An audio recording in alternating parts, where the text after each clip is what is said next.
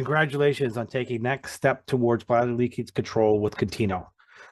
My name is Robert Orr. I'm the president and CEO of Life360 Innovations, the makers of Contino, and I'm delighted to share this video with you regarding the Contino Care program. So let's get rolling. Here's a very brief table of contents. This document will have been emailed to you, and it will have incorporated your continence assessment, which we've completed. And it will have some detailed goals for you, plus some suggestions that may help you improve your bladder leakage management program. And it also has some important information related to the Contino Trial. The Contino Trial will be broken up into 3 basic stages, and then what does ongoing Contino Care look like, and the support program as part of that component. So let's get rolling. So really, overall, kind of Contino Care really encompasses three basic steps. One is a continence assessment. That's really understanding, helping us understand and helping you understand how you know the specifics on your UI management strategies. What are the issues that you're managing through activities and behavior management and potentially intervention. And how is it that we can help improve that process of management, which will work hand in glove with the Contino once you start using the Contino. So that continence assessment is a really important step. We've highlighted a little bit later in the video, but it's kind of that first important step one.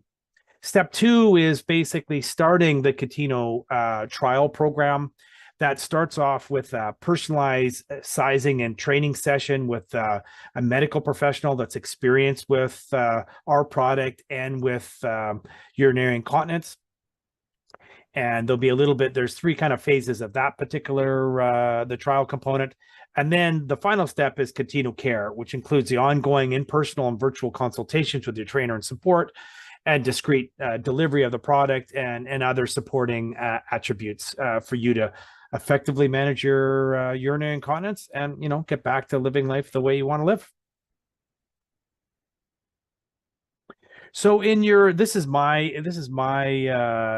continence assessment, and I may have done this with you. And what we try to do is we try to focus in the key attributes or the key things that we determined from that initial assessment. And so quite often we'll have some goals for you. These are kind of generic goals, although they do apply to quite a few people. So we're looking at kind of, you've got a fair amount of, you want to have as much as 90% or more of the urine that you're producing going into a toilet. You're kind of down to 1 or 2 pads a day. This can vary depending on how significant your incontinence is. A return to kind of more social and physical activities without the worry of leaking. That's all part of the overall kind of goal here, that we want to get you kind of just, doing the things you want to do without having to worry about the urinary incontinence component. We also have a number of suggestions in terms of how you may want to modify your existing behavior management strategies to improve the overall outcome. This is based on, what we've received from our Contino support our medical supporters, whether they be urologists, urologists experienced in urinary incontinence, or pelvic floor physiotherapists, or nurse continence advisors that are nurses. So this is kind of a combination of a number of kind of suggested behavior modifications that we think that might have a benefit for you. We talk about consuming a couple of liters, trying to have relatively significant voids, really understand the amount of kind of fluid intake and how long that fluid intake until it actually is an output. Call it either your urination or a leak through into one of your pads or some other device. And then we've got a couple of things that we think are helpful in terms of managing those times in which you're likely to have a leak when you're doing a stressful activity, such as, kind of lifting a heavy object or a cough or going from sit to stand. So we've got some suggestions in terms of how to make that stuff a little bit better for you. And then we've also got a very short video on suggested movement related to going from sit to stand. So that's your continence assessment. That's the kind of high level we've got a more thorough kind of description of what we did kind of on the following couple of pages. We go through a number of very specific points that are relevant to you. I don't want to review it here per se, but basically, please review this. This is meant to be a guide and a reference document for you. So, print it off and you've got a copy of it. And really, to the extent that you incorporate some of these behavior management suggestions, the more likely you're going to have a really successful Contino trial, and ongoing management strategies will probably be a little bit more effective for you. We put in some additional information in this document that is by way of links. So you can see if I actually press on this link, it'll go to a video, or in this case, an article. Nocturia is something that is not applicable to everybody, but we do think it's beneficial to the extent that you understand that it is something to be aware of. In simple terms, nocturia is when you basically expel more urine during the night than you do during the day. It's a little bit more complicated than that, but this article is a way of kind of giving a high-level description of it. And this is something that we uncovered through some of these assessments that was just helpful to basically provide to people. The other couple interesting links here is we've got a link to a Mayo Clinic article that's really related to the knack technique, which is basically trying to do that kind of contraction of the pelvic floor just before you are about to do an activity that you know is likely to cause a leak. And then finally, we've also got another suggestion here, which is this, how you go from sit to stand or stand to sit. And it's, again, that was something that was developed by some medical professionals, and it's turning out to be relatively effective for people. So that's the continence assessment component. The next component of the Contino Care program is called the Contino Trial. And in the Contino Trial, you will have attended a personalized sizing and fitting session with a medical professional. At that session, you will have been provided instructions for use. Contino support would have prepared you a bit for that particular session, and then you would have received some advice from the healthcare professional that actually did the personalized sizing and fitting session. It's important that you follow these guides, obviously, and to the extent that you can, extent that you need support, don't hesitate to reach out. We're here to help you through this process. In the one of the things that we found to be really effective when we're onboarding new Contino users with Contino is what we call the graduated progression. And overall, it's basically meant to gradually introduce the product and your behavior modification and use of the product over the series of a few weeks. The stage 1, stage 2, and stage 3 are laid out here. I'm not going to go over them in detail. Please read this document before you attend that personalized sizing and fitting session with your Contino trainer. And then this is something I thought I do want to highlight. There is a tendency to try to move through this progression quite fast. And I know that you're frustrated with having to manage this urinary incontinence thing in the first place, but the slow and steady does get to the finish line here faster. That whole classic, the tortoise and the hare. The hare quite often will run ahead and then we'll get frustrated and we'll have some setbacks. Whereas that tortoise that takes the slow and steady approach ultimately gets to the finish line generally a little bit faster, and they get a really good result. We have a process in which, as you're introducing the Contino into that first week or so, and actually through the whole thing, the whole kind of onboarding process, is we've got this very simple guide that basically says, when you start a new size, particularly when you've gone home and you're starting a new size, what we really want you to do is we want you to use the device for only a few hours for the first at least 2, 3, 4 days. It's only a couple hours a day, and we want you to kind of just be really comfortable with its use before you move up in terms of level activity, or up in terms of the amount of time you're using, or once you've established kind of almost a full day's worth of use and you're quite comfortable with the intensity in which you're working at. So let's say you're doing outside gardening, or you're doing some exercises, you're on your bike, or you're going to a social activity. Before you move up to another size, we want you to kind of be fully comfortable, and you kind of go through this checklist, which is basically, you know, am I comfortable with the insertion and removal? And am I comfortable? I'm wearing it.